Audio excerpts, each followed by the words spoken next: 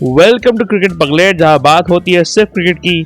Sunrisers Hyderabad की auction को देखने के बाद एक ही बात कहना चाहूंगा मैं, क्या बात है? मान गए काव्या मैडम, इतने कम पैसों में इतना बढ़िया टीम, इसको बोलते हैं बचत में बढ़िया टीम खरीदना। चलिए जानते हैं क्या कहना चाहता हूं मैं सनराइजर्स हैदराबाद के स्क्वाड एनालिसिस के साथ। पर उससे पहले लाइक सब्सक्राइब कर दीजिएगा, नोटिफिकेशन घंटी बजा दीजिए ताकि अपडेट्स मिलते रहे आप लोगों को। सनराइजर्स हैदराबाद ने अपना आधा काम रिटेंशन में ही कर लिया था। उन्होंने किए 5 एक्सीलेंट रिटेंशन पिछले साल के उनके ऑलमोस्ट सक्सेसफुल कप्तान पैट कमिंस रिटेन हुए 18 करोड़ पे। उनके 2 ताबड़तोड़ ओपनर्स जिन्होंने उनको अनबिलीवेबल ओपनिंग पार्टनरशिप दी थी पिछले साल, ट्रेविस हेड रिटेन हुए 14 करोड़ पे और अभिषेक शर्मा भी रिटेन हुए 14 करोड़ पे।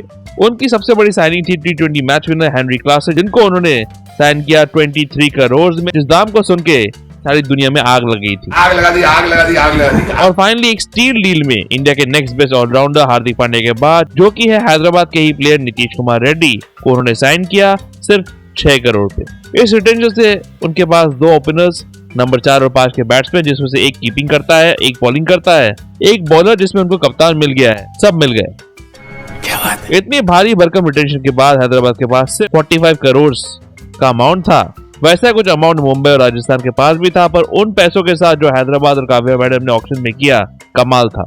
हैदराबाद को चाहिए था नंबर 3, तो उन्होंने ले लिया इंडिया के बेस्ट बैट्समैन में से एक ईशान किशन को नंबर 3 के लिए। ईशान किशन को मैं इंडिया के टॉप यंग प्लेयर्स में से एक मानता हूं और उनका इस टीम में आने का मतलब ये है कि अगले 10 साल के लिए हैदराबाद का इंडियन बैटिंग कोर रेडी हो गया है।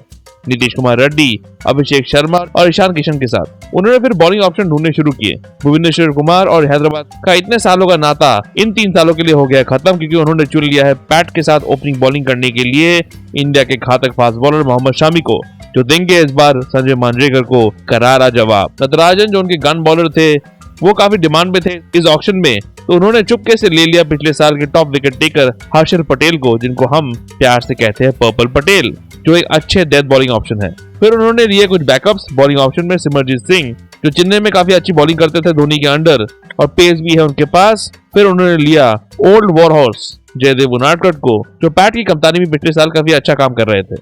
क्योंकि उनके पास ऑलरेडी 3 फॉरेन ऑप्शन है जो 11 में खेलेंगे ही, तो आखिरी स्पॉट के लिए 2 ऐसे प्लेयर्स को चूज किया गया है जो हैदराबाद को स्पिन के ऑप्शंस देंगे।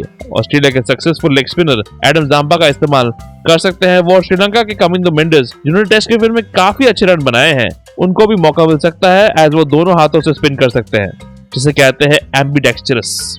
पैट के बैकअप के हिसाब से ब्राइडन कास को भी लिया है उन्होंने, और जूनियर मलिंगा, ईशान मलिंगा का भी ऑप्शन है उनके पास, हालांकि अनटेस्टेड है वो, पर मलिंगा का भतीजा है, कुछ तो चाचा जैसा होगा ही, वैसा ही कुछ हम अर्जुन तेंदुलकर के लिए सोच रहे थे, शायद पर ऐसा हुआ नहीं।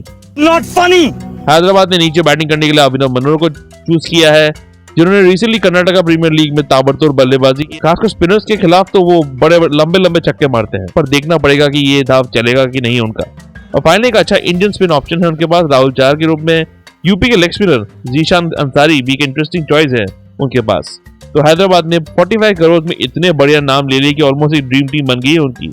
1 नंबर से लेकर 5 नंबर तक बढ़िया बैट्समैन है, 4 अच्छे बॉलर है। प्रॉब्लम हैदराबाद को आएगी नंबर 6 या नंबर 7 पर, जहाँ अभिनव मनोहर को छोड़ दे तो और कोई ऑप्शन नहीं है। तो कहीं फाइनल जैसा हाल ना हो जहाँ सारे धुरंधर निकल गए, तो डेप्थ ही नहीं है बैटिंग में और सब खत्म। बॉलिंग फिर भी ठीक है इनके पास, कोई इंडियन ऑलराउंडर ऑप्शन नहीं है उनके पास, जो पिछले साल था शाहबाज अहमद के रूप में। हैदराबाद की स्क्वाड को मैं देना चाहूंगा 8.3 आउट ऑफ 10। हालांकि बैकअप कम है बैटिंग में, पर इतने कम पैसों में इतने धुरंधरों को असेंबल करना काबिल तारीफ है। मैं काव्या मैडम को देना चाहूंगा एक ग्रैंड सैल्यूट। कुछ सीखो राजस्थान वालों, चुपचाप बैठे थे वहां पर और काव्या मैडम सारे के सारे अच्छे प्लेयर्स ले गई।